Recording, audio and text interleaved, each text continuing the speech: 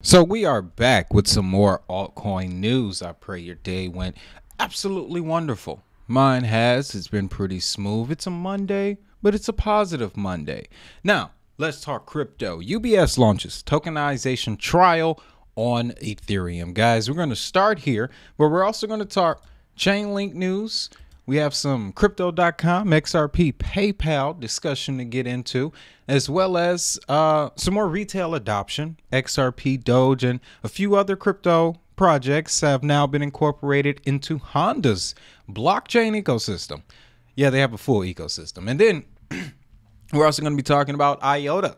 Yeah, it's been a minute, but with this EVM smart contract play they're getting ready to launch in the coming days, IOTA might be one to watch again, all right? IOTA might be one to watch again. But let's go back, dive into this tokenization on Ethereum. I have been telling you guys in videos recently, Ethereum is everywhere, okay? And when it comes to that Elite 8, again, I'm giving you a spoiler. ETH is on that list, and it's for reasons like this. So, UBS Asset Management division of Switzerland's largest financial holding, announced the launch of its inaugural live pilot of a tokenized variable capital company fund. This is all going to run on Ethereum. The firm will leverage its in-house tokenization service called UBS Tokenize to initiate a controlled pilot of a tokenized money market fund, which comes in the form of a smart contract on Ethereum, and it lets the firm facilitate fund subscriptions and redemptions. See, it's stories like this that when I read them and then I hear people say crypto is nothing but a scam, I laugh. I genuinely chuckle on the inside, because you have no idea what's coming, do you, sir? And or ma'am, you know, let's just finish this out. The pilot is a part of Project Guardian, the broader MAS-led VCC umbrella initiative, which aims to tokenize various real-world assets. That is the trend amongst institutions, especially in the latter part of this year. So we know in 2024, it's going to be the talk of the town. Tokenization, real-world assets. The Monetary Authority of Singapore is the city-state's financial watchdog and central bank. VCC are an alternative corporate structure to limited partnerships, trust structures, and others. So this is going to be outside of the government entity, but supported by the government entity. Very interesting. Now, it closed out by stating the UBS tokenized platform was also utilized in Hong Kong for the recent issuance of digital structured notes by Bank of China investments amounting to 200 million or 27.3 million in USD. These tokenized notes were created and issued on the Ethereum blockchain. So again, why have I been going so absolutely crazy about Ethereum is because after 4 years of being in this space, ladies and gentlemen, I keep seeing the same stories about Ethereum, even though the gas fees may be an issue for us. Here's something I learned more recently. So when you're doing a transaction on Ethereum, there's a tier system in the sense where if you have the money, if your transaction is larger, it's going to get kicked out first, right? And then you also have more control over the gas fees, because they give you 3 different options. At least every time I've gone to make a transaction on Ethereum, you get that slow, medium, fast option, or expedient, depending on what you're using. Now, each one of those have a different price range to them. So if you're moving, let's say you're doing 200 million on Ethereum, your gas fees are going to come out in 3 different forms: that fast, medium, and slow. Now, for a small transaction, that slow, that if you want to get that slow feature, it's going to be slow and it's going to be cheaper. But again, the problem is you're not going to get that transaction through. As opposed to if you take that same small transaction and you push it through priority, yeah, you're probably going to pay 50% of what you're looking to get.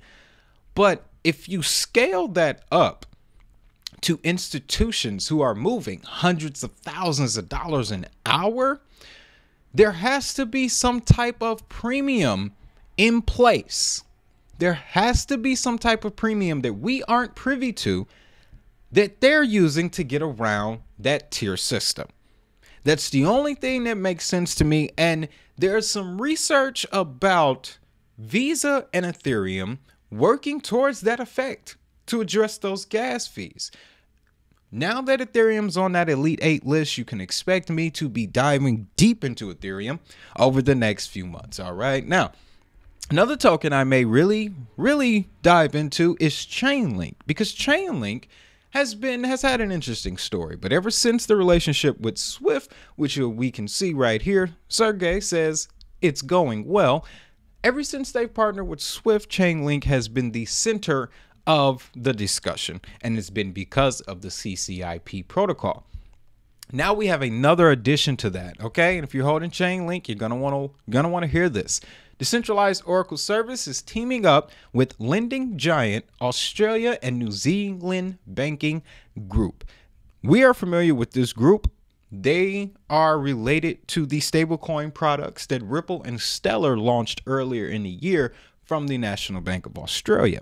All right. According to the press release from Chainlink, ANZ participated in a case study involving the Oracle's new cross-chain interoperability protocol technology. The case study reportedly demonstrated that ANZ-issued stablecoins could be transferred cross-chain via CCIP to purchase nature-based assets. If only I had the time to explain to you how deep that goes. That may seem like three small words, but that nature-based assets, we're talking about the whole environmental thing, monetization of natural resources, circular economy. Let's finish this off, though. In a paper released by Chainlink Labs in a collaboration with ANZ, authors say that CCIP could be what catalyzes the adoption of tokenized assets by institutions. In a quote, the case study presented in this paper demonstrates that financial institutions can provide clients with secure access to a wide range of tokenized assets and digital services, even across different public and private blockchains.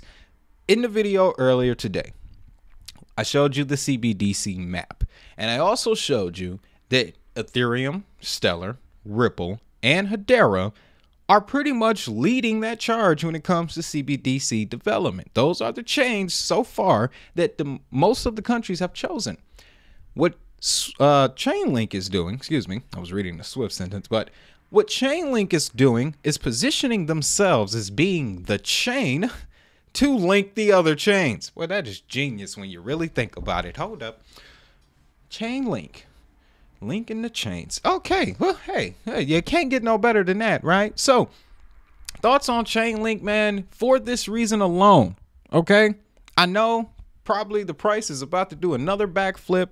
Chainlink has very strange price activity, but I truly believe a lot of the volatility, especially with assets that are based on utility, come from the fact that people don't know the utility is there.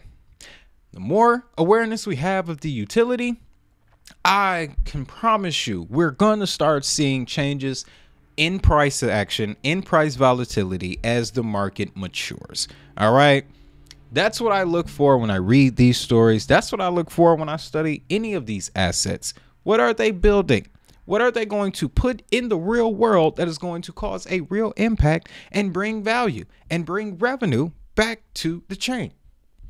That's what I'm looking for. And the work that Chainlink is doing with this CCIP, I'm not going to go out and tell you to buy a bunch of Chainlink. Don't FOMO into it. But if you're holding Chainlink, you're a smart man. You're a very smart man. Now, let's talk some retail.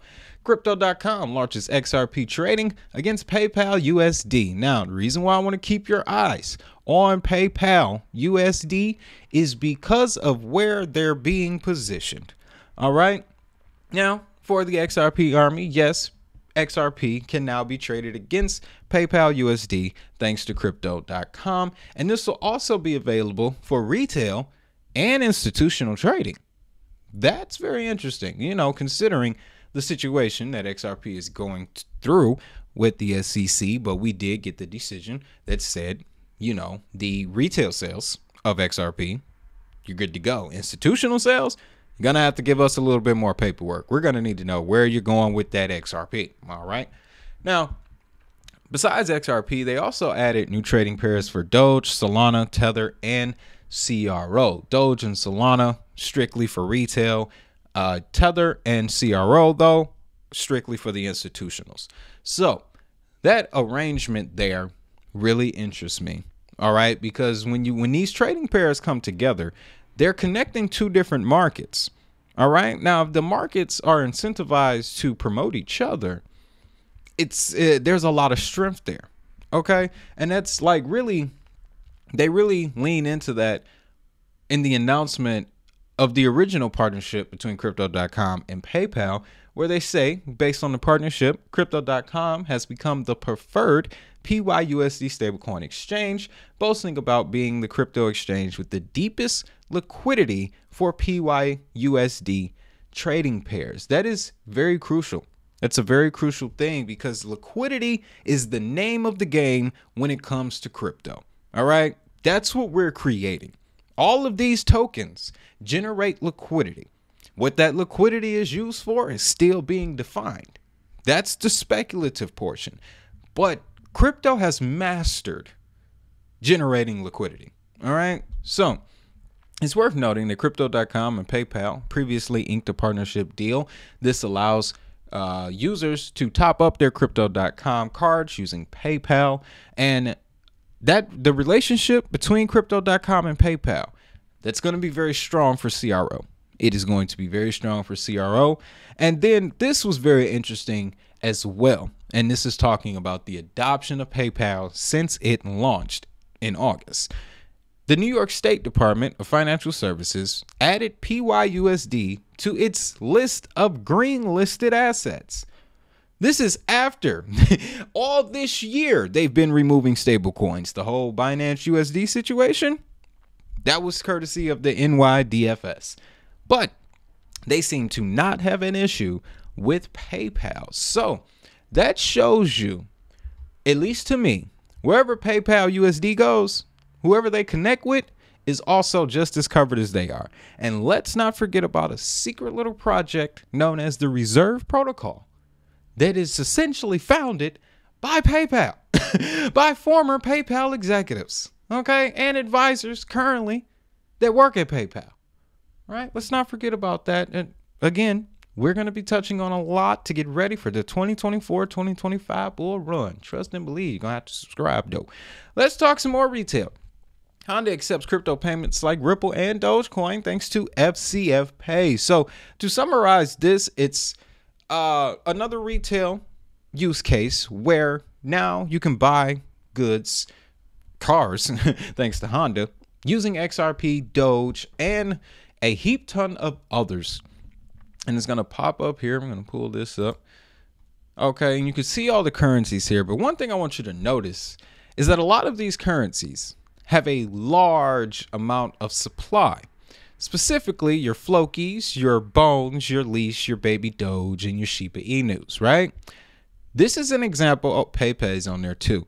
This is an example of what I talk about, where if you come across a token that's got a large supply, you want to focus in on what use cases that supply is going to.